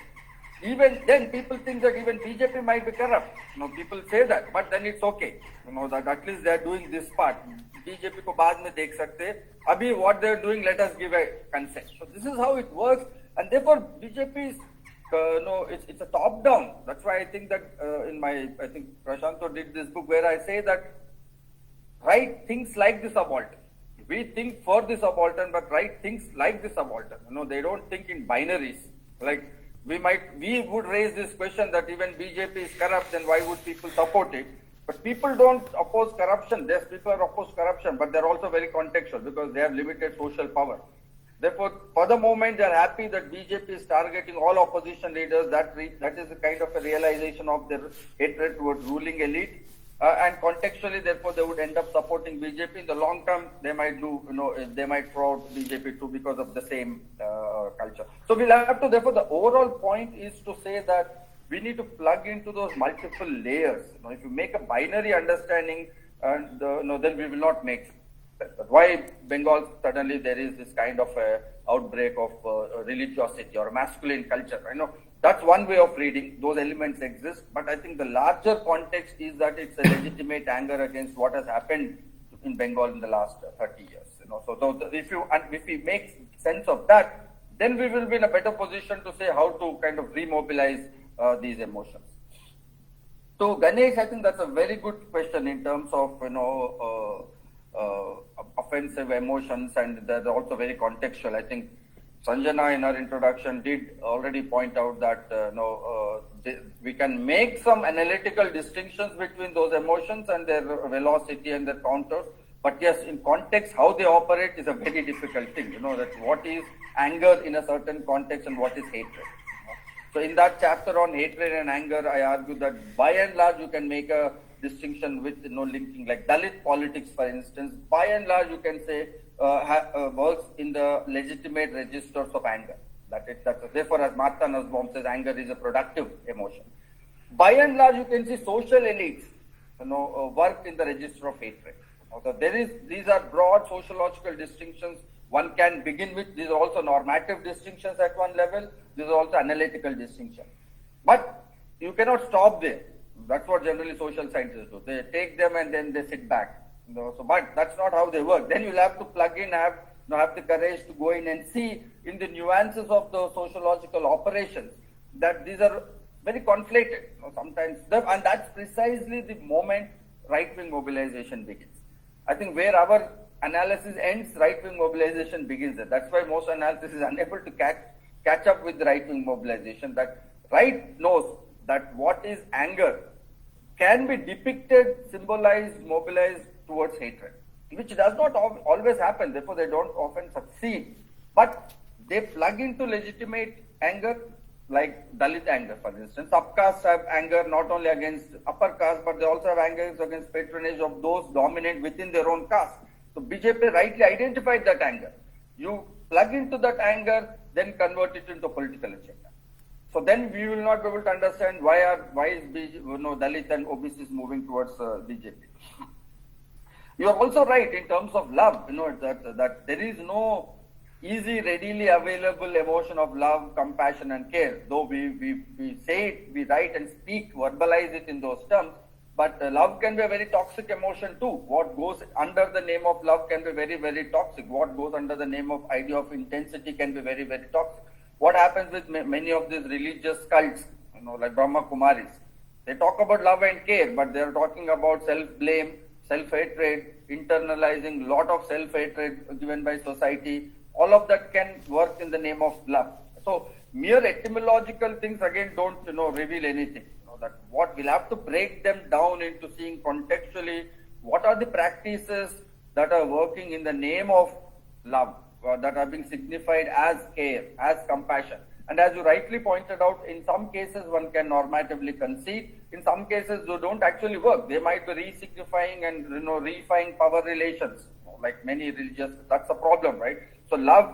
So you're right in saying therefore that one has to make those analytical normative distinctions, but look very closely into micro evidence as to how they're actually operate.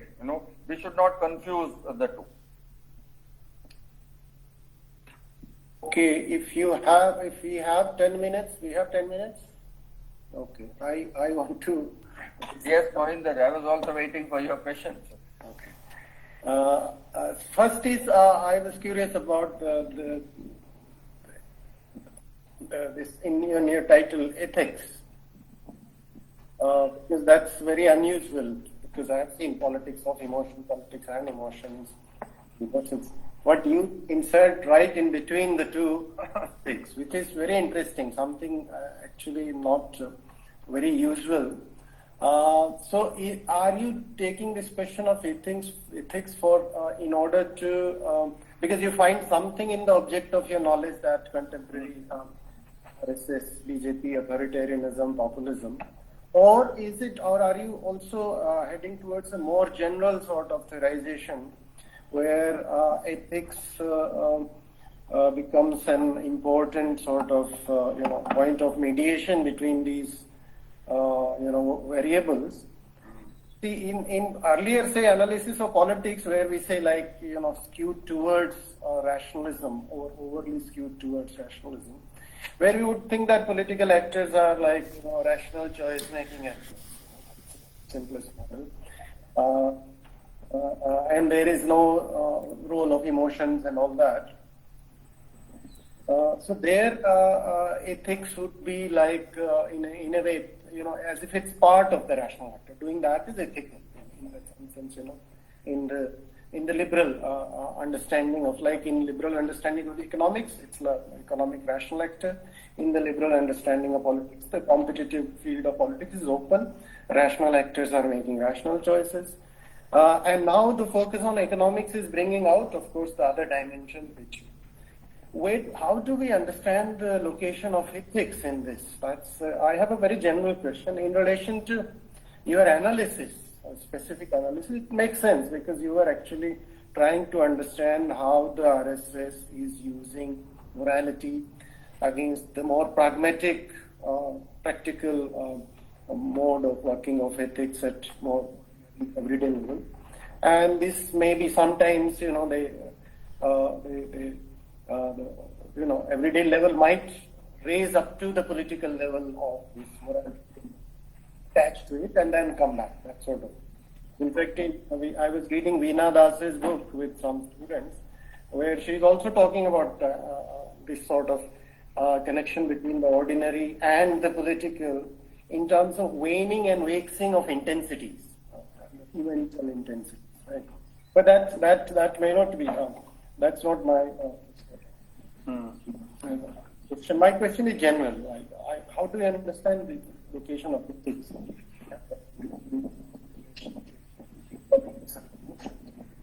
Second is taking forward this Sanjana's question about the global image.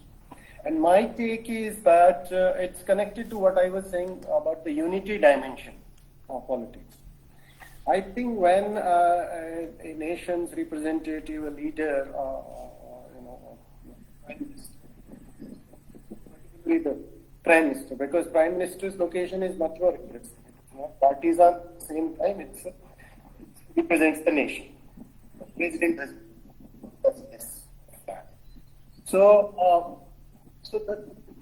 what happens when prime minister is abroad? To the people of India.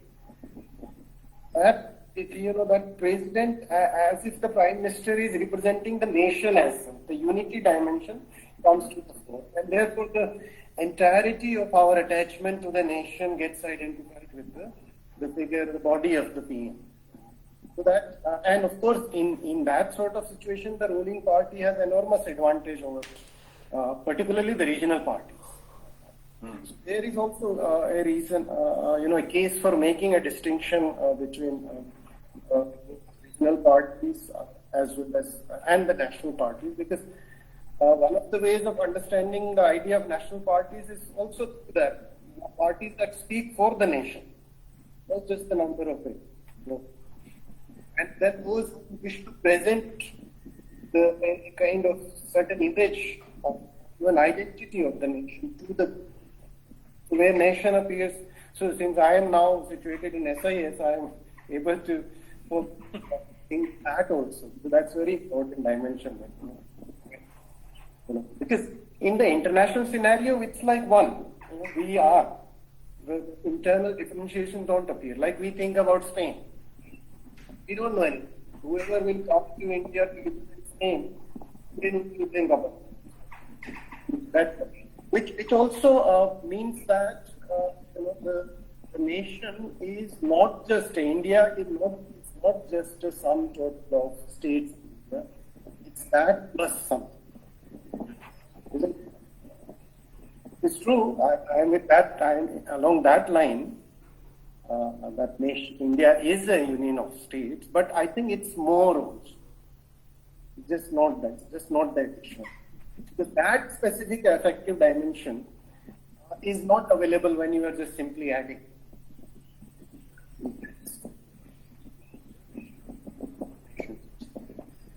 So that's, I think, so therefore people can say quite easily, Niche Kejriwal, Upar Modi. Niche Siddharth nahi hai, Upar Modi. So that's, people can identify doubly.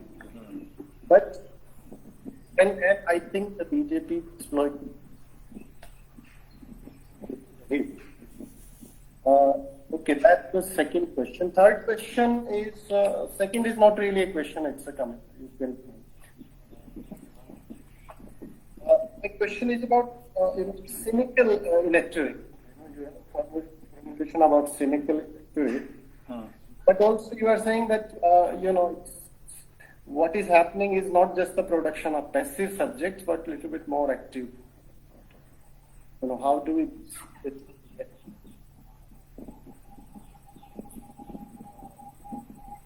Okay, I think I'll stop here.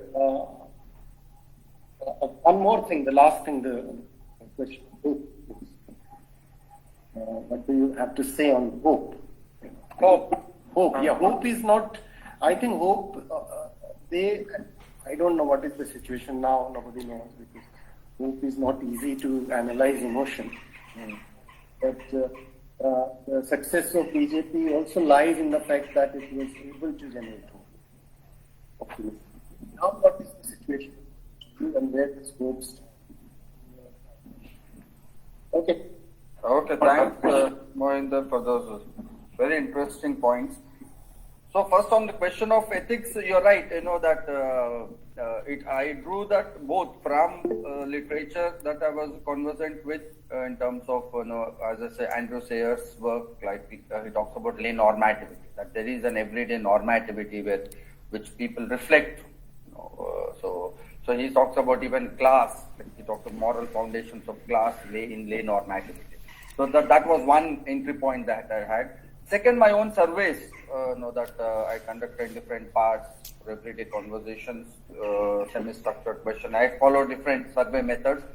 Even there, I found that people constantly had this reference to idea of obligation, what was right and wrong. That they were obliged in certain contexts to do certain things. In Telangana, we had an election where BJP MP won. One of the campaigns that RSS followed 6 months prior to the election was a campaign where they would offer turmeric to women and touch their feet. That's all they did. They neither asked for votes nor they mentioned BJP. They said this is just a cultural event which they did for about 6 months. And that led to a huge swing of votes too. So when we spoke to some of them, the women said that having come home and touched our feet, how could we have not voted? I mean, this was like startling, what is that, that would have driven? This is not just emotions. This is something very ethical. They feel there is a sense of an obligation that somebody has trusted or somebody is part of your family, something that you actually owe it to the people. They said we owe it. In Telugu, we actually owe to this person who has touched our feet. So which could be many things, right? That you are actually giving respect to someone who feels disrespected. I mean, I don't know. It's a very complex matter. It's a very interesting case to dig in to see that. That's where I felt. I think lay ethics play a very powerful role in making decisions. That people constantly have. Even this kind of giving money in elections. A lot of my relations in Mofussil town took money for voting. So they took 2,000. So finally they vote for the party which gives them the highest money. Somebody gives 5,000, 2,000. So I said, why do you take 5,000 to take money? Don't vote anyone, because they generally feel everyone is sab chore hai, they'll say. But they'll say, paise jab liye, how come we will not vote? That's not a done thing. So this is kind of very nuanced. They have some notion of ethics. They keep pushing the boundary of what that ethics is, but they will continue to stick.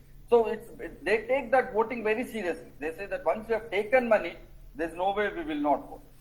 That was the earlier question. Now, since all parties distribute money, their criteria is whoever pays the highest. So you will find it intriguing, Mohinder, that in recent by-elections in Telangana, BJP promised 20,000 per voter. So they paid 10,000 before elections and 10,000 later. Their candidate lost, so they did not pay. People mobilized and did a dharna. So where is our 10,000? 10,000. So even that they failed. The party owes them since they have promised them. So, I mean, therefore you can see lay ethics of what is right and wrong, good and evil, I think are constantly at play. Where they pitch it, where they keep those boundaries, I mean, that's again very, very contextual. So people combine it with pragmatic interest, but it is never rudderless.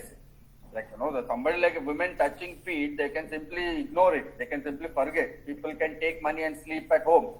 They don't. Something motivates them to say that they have an obligation to vote for a party which is paying so much of money.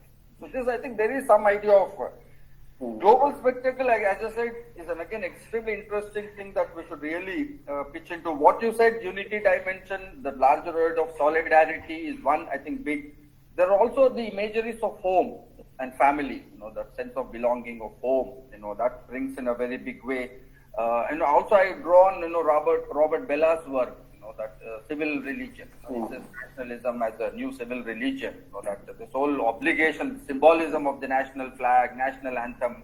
So nationalism is the new religion. I think that rituals that we now take are the nationalist rituals very, very seriously, and BJP I think plugs into that very seriously. So we'll have to take this global spectacle also very seriously. What types of emotions, latent things they plug into. So this is also this whole blocking of critique. That I give that incident in the introduction of the Panwala that I spoke to. He said that, one should not criticize your own home.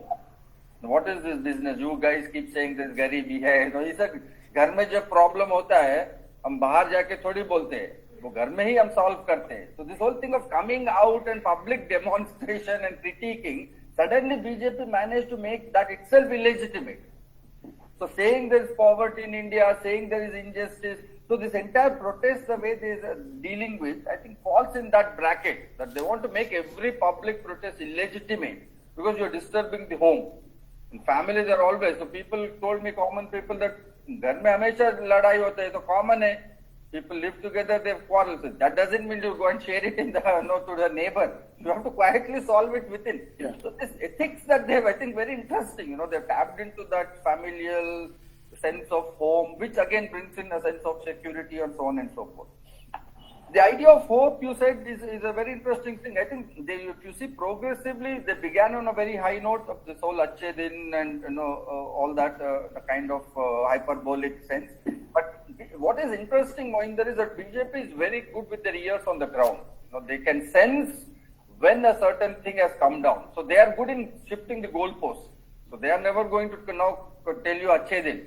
That will misfire, which is what Advani did with India Shining. Then that backfired. I think this regime is little more astute in understanding that now there is no hope. So they will immediately think, if not hope, what? So now I think if you see their pattern, they're mostly banking on this global thing. That they have exhausted all national thing. I think people have pretty much sorted out that, more or less it's a failure. So there are two things, that big things that have remained is one, the deep sense of belonging that comes from Hindu identity. So Ram Janmabhoomi, we can see one. The other is this global spectacle, something unverifiable for people outside. What is happening? So people have this vague statement that India ka garima bad gaya hai. We are taken very seriously. So these are very unverifiable, but something that project, your own diffidence, lack can be read into this kind of a very muscular, strong kind of emotion. So they have already shifted. I don't think they're going to mobilize on hope, but they will mobilize on pride, sense of belonging, deep sense of religious continuation. Those might work in spite of failures in governance, corruption, and all of that. So that's where if opposition is clever enough, which obviously they are not, because they don't have ears to ground. No, not only ears to ground, I think they have no ears. So they just don't listen to what is happening around. If they are smart enough, I think they should really plug in those places, that how to counter the sense of belonging to an alternative narrative of sense of belonging. Yeah. So that if they can do, I think I see a good chance of containing. In fact, they could generate hope. Exactly, they could generate hope. This I often quote this movie, this site. I don't know if you have watched this movie, No, on Chile. Pinocchio's dictatorship. You should watch that. All of you, those around, should watch that. It's a fantastic movie. After 10 years of Pinocchio's dictatorship, there's this question of going to elections. When the elections are fought, the opposition then has to decide, what should be their campaign. So they bring in this. A lot of political leaders obviously say that we should, expose all of Pinocchio's atrocities, 3,000 old people killed, a lot of disappearance cases. Then they bring very young advertising agents. They take objection. They say that we should not repeat because people know what has happened. There's no point in keeping on repeating. They say that we should create a new hope. So they create a documentary with spring coming in, young girls dancing, new sunshine coming in, and then they say no to that past and yes to a new future. So that's how you create a new hope, right? That's what Modi did. Everything past is 2014 has begun, but that dream I think has now collapsed. And as you rightly say, opposition can create a new hope, but with some concrete policies that are very large in nature. So I always feel big time structural welfare policies will play a big role in terms of creating that hope. Okay, thank you. Sanjana, you want to say something? We should close at 6. This is okay. It's the last question probably. Then I'll take the advantage of. So, sir, I mean, usually when we talk about the Indian right, there's this understanding that it's a homogeneous whole, but there are certain diverse actors that are at play, specifically grassroots actors. When we talk about everyday ethics, is it also possible to think of everyday actors who also embody this ethical notion of the right, wishes to spread. When I say everyday actors, probably my neighbor uncle who is in RSS Shaka, who is through simple conversations subtly trying to propagate the agenda of the Hindu right. And also probably WhatsApp as a social media everyday app that we use. And when I say everyday ethical actors, I mean religious leaders. Because, giving a personal anecdote, my helper auntie, my maid, was listening to this bhajan that was going on, and the bhajan was extremely vile and vulgar towards the Muslim community. But she respected him a lot for how he was, so respectful to his mata. Then the mata became the Gau Mata, then the Gau Mata became Bharat Mata. Then this Bharat Mata needs to be protected. So this idea that we see in larger right-wing narrative is also being something propagated by these small actors, small religious actors, who we think are insignificant, but probably are a lot more significant than the big actors that we usually study. That's right. That's very, very true. That the one is the micro actors, how this is replayed, and then, as you said, this cult leader. Like, look at this Bageshwar, the new guy who has come about on the horizon, and he talks. Talks very toxic stuff. So yes. So, but point is this: I think they don't plug into explicitly political domain to begin with. I think they have a notion of a large sense of cultural domain, family, religion. They plug into those sources first, and then convert it over a period of time into political business. So I think when you talk about these actors, we'll have to, in a very close, nuanced way, observe that when does that flip happen? Religion associated with spirituality. When does it then become religiosity ritualized into this performative violence? How does that switch happen, and how do then people equate between spirituality and that? The otherworldly pursuit and a very pragmatic, violent kind of imageries. So we'll have to make a greater. We usually understand through binary things, but BJP and RSS begins. If you look at all their strategies, they begin in this very benign, innocuous, everyday. So they know sources of trust that exist in society.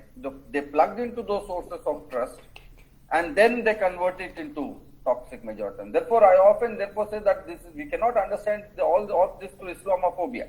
That we'll have to understand other sources, why people consent first, and then how that flip happens, why people feel obligated to, obliged to kind of give their consent. There, as you say, these small actors might play some role in terms of interpersonal and all of that. So that's a very complex matrix that one has to dig into closely. Okay, thank you, Ajay, for this fascinating and great discussion. I look forward to reading the book now. Yes, now, and we should have a cup of coffee after you complete the book. Definitely. Give you more sort of. Yes, then we can have a longer conversation. Sure. Now I hand over this floor to Ganesh. Okay. On behalf of Speaking from Margin, I would like to thank Dr. Ajay Gudavarthy, Dr. Mohinder Singh and Sanjana for making this enlightened discussion. And I would like to especially thank Nikhil actually, who made possible this at the end, and especially Mohinder sir for making this possible, because at the last time we approached him and he agreed in a very short time. So and thank you for contributing your knowledge to this knowledge paradigm in a high time actually. Okay. Thank you. Thank you, Sanjana. Thank you, Mohinder. Bye. Thanks to Ganesh and others for this. Thank you, sir. Take care.